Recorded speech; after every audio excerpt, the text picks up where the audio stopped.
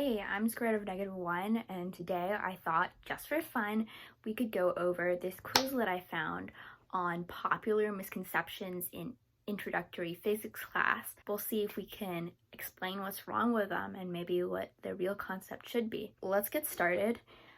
This is just the intro slide. The following statements are false. Explain why or provide an anomaly that justifies that the statement is wrong.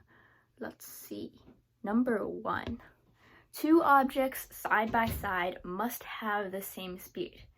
Okay, so that's just like obviously wrong. I mean, if I'm jogging and you're jogging and you pass me on the road in maybe one direction, we're at the same point, but we're obviously not at the same speed, otherwise you wouldn't be passing me.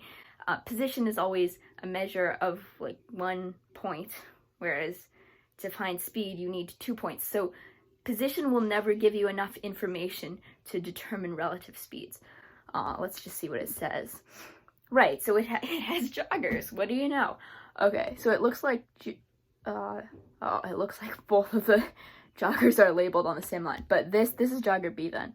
So it looks like jogger B is just standing in one place, and jogger A just goes past them. Okay, let's see what's next. Acceleration and velocity are always in the same direction. Oh, so this is an interesting one. So a lot of this is from the terminology that we use and how that's normally interpreted in the world outside of physics. So if I say accelerate, you probably think speed up. But that's not actually what acceleration is in physics. In physics, acceleration is just a change in velocity, not necessarily to go faster. It could be to go faster or to go slower or to make a turn and keep going the same speed. So if you have acceleration and velocity in the same direction, that would mean you were speeding up, which is the common way of thinking about that. If you had them in the opposite direction, you'd have to be slowing down. And if you had them at perfect right angles, you would be keeping the exact same speed, but making a turn.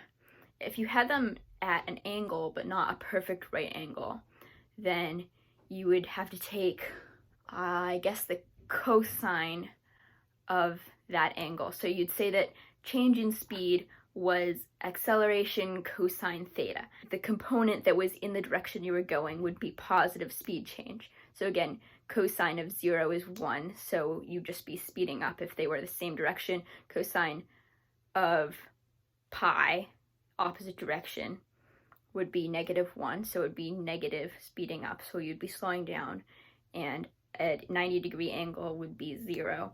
And then anything in between that, you'd be like both speeding up and also curving, or slowing down and curving, something like that. Yeah, we have diagrams like this. They're keeping it in one dimension, so you can either have positive direction or negative direction. And again, you're just saying if velocity and acceleration are in the same direction on these two cases on the left, you're speeding up, and if they're going opposite, then you're slowing down. Number 3, if velocity is 0, then acceleration must also be 0. So this isn't true. Otherwise, you'd never start moving, right? If you have something that's still, velocity is 0. If acceleration also has to be 0, then it's never, ever, ever, ever gonna start to move. So let's flip the card. False, obviously, when an object is thrown up. Oh yeah, so this is another example of that. If you have something moving up and it starts moving down, then you have a point where it turns around. And a point where something turns around, unless it makes like a big loop, you have to have velocity equals 0. You can't just be moving upward and then suddenly be moving downward, because velocity has to be continuous. There's graphs sometimes where you just jump to a different speed, but you can't really do that. You'd have to have infinite acceleration, which is not a thing. So in order to go from positive to negative velocity, if we went back to that two-dimensional view, you'd have to pass 0. That line would have to go through 0 somewhere. Obviously, if it didn't accelerate at that point, you just stop at 0. A ball doesn't just like go up and then stop at that top point and not go anywhere. Inertia deals with the state of motion, at rest or in motion. What's it saying here? This is what you think of when you think of Newton's first law. An object at rest stays at rest, object in motion stays in motion, And that's what people think of when they think of inertia, and that's completely correct. The only thing is that inertia is not that state of motion that you're in, the being at rest or in motion. It's the tendency to stay there, which is directly dependent on an object's mass. So for just linear motion, if you want to just move in one direction, then what's opposing your motion, that is just your mass, and that's your inertia. If you wanted to spin around, it's a bit more complicated because you have to look at the distribution of that mass. If it's further out, you have more inertia than if it's closer in, all the figure skating tricks that you hear about. So inertia, though, is that property of mass or mass distribution. It's not a property of the state of motion itself, even though it relates to that behavior. And yes, inertia is a characteristic of a system defined by a system's resistance to change. Those are good words there. Okay, let's keep going. All objects can be moved with equal ease in the absence of gravity. Okay, we're on this inertia track of thought. So inertia exists without gravity. It's based on mass, not weight. So if you have no gravity, you still have that resistance to motion. The reasons why this could be easy to confuse is there are things about gravity that make it harder to move something. For one, if you're moving it upwards, it's heavy. And then also if you're moving it sideways across the surface, there's going to be friction. And the friction is dependent on its weight because its weight is pressing down on the floor. So yes, gravity creates conditions that make things harder to move, but regardless of that, you still have inertia. Let's see what it says. Experiences a resistance to objects' inertia. All right, that wasn't too bad. Let's keep going. All objects eventually stop moving when a net force is removed. Again, inertia. You're going to keep moving unless a force acts on you. Newton's first law. So the reason you might think that it would stop is because in the real world, if you slide something across the floor, it stops. But that's not because you removed your net force, that's because you have a net force that's stopping it, which is friction and also slightly air resistance. When a net force is completely removed, which in the real world is not practicable, but if you could do it, it would go on at the same velocity for forever. Again, inertia. Okay. Inertia is the force that keeps objects in motion. Same thing. So why is inertia so hard for physics students to understand? I think, for me at least, it was something that you learned, you heard the word when you were really little. You were like, oh, it's this thing that keeps you moving after you're not pushing on it anymore, and it's doing something, right?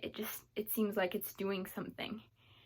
And it seems mystical. It seems like it's the same thing as momentum. I remember wondering about that and trying to figure out why the two weren't synonyms. It's just not something you understand at that age, and it sticks with you. So inertia obviously is not a force, and you don't need a force to keep an object in motion. Two objects are both at rest. They have the same amount of inertia. Yeah, so it's still the same idea of thinking that inertia is a state of motion. I can be at rest, and the black bear that just actually visited our yard and is definitely a lot heavier than me can be at rest, and we have very different amounts of inertia. It would be a lot easier to push me, also a lot less risky, but that's beside the point. Okay, velocity is absolute and not dependent on the frame of reference. Okay, we're getting a little more sophisticated. So let's unpack this a little bit. What does this mean? A reference frame is the point from which you're observing what's happening. If I'm sitting on my porch and I watch a car go by, I think that there's some sort of velocity to that car, and my frame of reference is the inertial reference frame that we're looking at this from. If you were someone inside of that car and you were tossing a ball up and down, you would have probably a different sense of a reference frame, and you would say that the ball was just going straight and up and down, whereas I would see it having horizontal motion because you're moving. So that's what different reference frames are. And you can define everything and still have the laws of physics be the same as long as those reference frames are inertial. Again, we have that word, inertial. But in this case, it just means that the reference frames aren't accelerating, which is, again, kind of an iffy thing to say, because what do you say is accelerating, like with regards to what? And really the whole Earth is spinning, right? So we're all accelerating, but we're gonna ignore that. So that's what a reference frame is. And they're saying that velocity is absolute, meaning that velocity is the same outside of reference frames. It's the same in every reference frame, and it's just a quantity that is, regardless of what reference frame you look at from. But that's obviously not true. Again, if I was watching that car go by, it would definitely have a velocity, but if you were inside it, and that was your reference frame, you'd say that it had a velocity of 0. Oh, that's tiny, I can't read that. Right, they explain what a reference frame is, and they have like someone, is that a scooter? Again, someone moving by, and you have 2 different reference frames, and I think they're also tossing a ball. This is how standardized examples in physics class get, that you come up with the same ones. I mean, it makes sense. They're actually moving relative to other frames of reference. Exactly my point. And you get examples like this with a beam of light being shot up, hits a mirror, comes back down, and this is where you get examples of relativity. It's the speed of light. Speed of light should be the same, but you have a longer path length for the one that's going horizontal distance as well as up and down versus the one that's just vertical, and then you get time dilation because you calculate the time it would have taken for the light to go that far, because light can't go faster than light. Anyway, that's how you get stuff like time goes faster for the person who's moving than for the person that's staying still.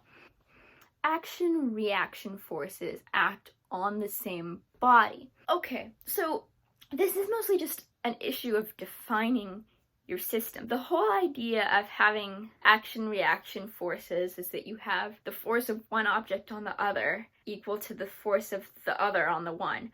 Yes, you could say within any system, you could go look at smaller systems and say that the same rules applied, but by doing that, you would be looking at smaller systems. You'd have to say, like, this portion of the inside of this block is pushing equally on that portion of the block as that one is on this one.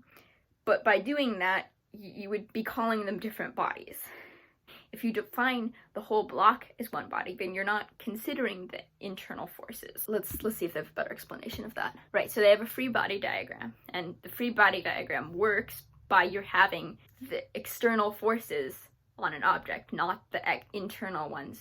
If you had forces within the horse, then you just wouldn't move anywhere. The product of mass and acceleration is a force. What are they trying to say? F equals ma, that's the equation we use. So that's ma equals f. So I guess what they're trying to say is that mass times acceleration is not what determines a force. Acceleration equals force over mass. Yes, the acceleration depends on the force and the mass. The force does not depend on the mass, nor does the mass depend on the acceleration or on the force. Yeah, so that's what they're saying. Incorrect. I'm an engineering student. It's F equals ma works. The math is right. You're not saying anything invalid. If you actually think that mass is causing force, then yes, that's wrong. But I don't think that that's what most students would think. Maybe I'm wrong, maybe. The normal force on an object is always equal to the weight of the object due to Newton's third law. Newton's third law is the equal and opposite forces again. So yes, so this would be true if you had like a block sitting on a flat surface, or any mass sitting on a flat surface. Then you'd have weight pushing that block down and pushing it against the ground, and therefore the ground would exert an equal and opposite force upward, and that's what we call the normal force. So in that case it works. When it wouldn't work is if you, say, had that same block on a hill. Then your gravity is not directed straight into the hill, it's directed straight downwards, and the normal force is still directed, normal to the hill. Normal in math and physics means perpendicular. So if the normal force is still normal to the hill, it doesn't really have all of gravity to account for. It only has a fraction of it. Normal force would be force of gravity times cosine of the angle at which the hill was. And that's what it looks like they've drawn here. Oh, they have some other ones in here too. Oh yeah, so this makes sense. So you could also have another force pulling up on the block, and then you would be lessening the force that the block has on the ground. And again, a normal force would have to be less than gravity. Equilibrium means that all the forces on an object are equal. Right, so they could be equal and opposite, like you had gravity and the normal force were equal and opposite, and then maybe someone pushing and friction were equal and opposite, and then you'd be moving at constant velocity. But obviously they don't have to all be equal. You can have two forces on one side and one force on the other, and yes, they all add up to zero, but they're not all equal. I guess that's what yeah. Net force in any dimension is zero. The force that acts on an apple is not the same as the force that acts on the moon. What are they talking about? Oh, gravity, of course. Okay. your stereotypical example, apple falling on the head. Yeah, so I mean, they're both gravity. I think the thing that becomes confusing is for like gravity on the surface of the earth, we usually use the equation. Force is g, which is acceleration due to gravity, times the mass of that object, F equals mg. And when we have a further away object, like in orbit, that would be big G, mm over r squared, where the two m's are the masses of the two objects, so the Earth and the thing orbiting it, in this case. And G is a gravitational constant. It applies to everything, not just the Earth, but like two balls that have, not say that, two masses that have attraction to each other, and then r is the distance between the two objects. But yeah, it's the same equation, and it's the same force, certainly. It's just being expressed a little differently because one of these is a little more generic. F equals mg is just simplified with the known constants added in, because you know the mass of the Earth and you know the distance from center to surface. Gravitational attraction, which exists between any and every two objects in the universe, just to vanishingly small amounts. The gravitational force is the same on all falling bodies. Right, okay, so more of this. If we just use the simpler Earth version, or surface of the Earth version, then you have F equals mg, and you see that F is not the same. It depends on the mass. It's the acceleration due to gravity that is constant at the surface of the Earth, and is constant at any other given location, but different. Right. Is determined by both objects' masses, so the mass of the Earth and the mass of whatever's falling, or mass of, whatever planet you're on, and their distance apart. And we go to the last one. The Earth's spinning motion causes gravity. Yeah, I see where you could be coming from this, because we have all these things that are orbiting and are like that, and then you also have like the spinning space station idea that creates artificial gravity, and so you're like, oh, it's spinning that creates gravity. I mean, so we just saw the equations. Gravity is really just from the masses being attracted to each other. The reason the orbits is you're going around, so you're actually constantly, it's like that perpendicular acceleration. You're always constantly accelerating inwards, and so that acceleration is caused by the force of the planet or star being orbited. There's the whole like centrifugal force, or centrifugal, how do you say that? Which is fictitious, it doesn't exist, but it looks like it does because an object will want to fly outward. The only real reason it does that is because that's the inertial. You keep using that word. I don't think it means what you think it means. That would be the way to just keep the same constant velocity, would just be to fling straight outward. It's really the gravity of the Earth that cancels out that fictitious force, but which accelerates it inward. And then as for the von Braun, what are they called? Station circles? Von Braun circles? Something like that. The reason that the spinning creates gravity is, again, that fake centrifugal force. You're on the outside of the circle, and so you spin around, you have a tendency not to be pushed towards the outside.